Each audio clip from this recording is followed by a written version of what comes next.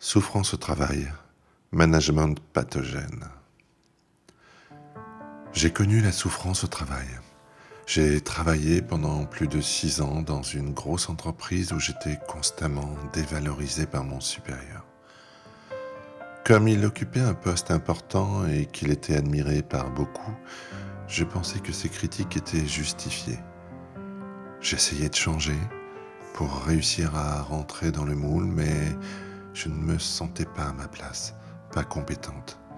J'avais l'impression que le problème venait vraiment de moi.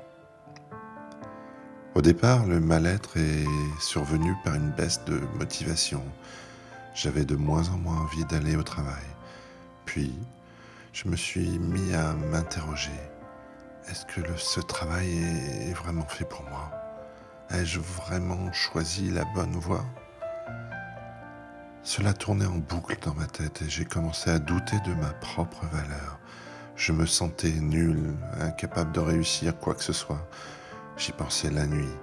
Cela m'empêchait de dormir. J'étais hyper émotive. Je pleurais ou m'énervais pour un rien. J'allais au travail sans en avoir réellement envie. J'arrivais fatigué, à fleur de peau. La moindre réunion où j'allais devoir présenter mon travail m'angoissait et cela avait des répercussions sur ma vie personnelle. J'étais irritable, je pleurais beaucoup, sans raison.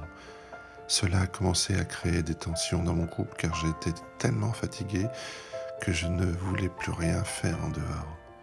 Un jour où mon chef m'a prise à partie au point de me faire pleurer devant des clientes, j'ai compris que son comportement n'était pas normal et que je devais arrêter de subir cette situation. Une de mes collègues est partie pour les mêmes raisons et je me suis dit pourquoi est-ce que je ne partirais pas moi aussi? J'ai décidé de me faire accompagner au départ pour comprendre ma souffrance. Puis le plus gros travail a été de reprendre confiance en moi par des exercices, des phrases positives à me répéter pour apprendre à m'accepter. Avoir des clés pour mieux communiquer également. Puis un jour, j'ai senti que j'avais suffisamment de courage et de ressources pour quitter cette situation. Je conseille à tous ceux qui souffrent au travail de ne pas hésiter à se faire accompagner quand on en ressent véritablement le besoin. Un avis et une aide extérieure, c'est primordial pour s'en sortir. Lydia Lecusson a été ce soutien pour moi pendant une année. Elle m'a donné les clés dont j'avais besoin.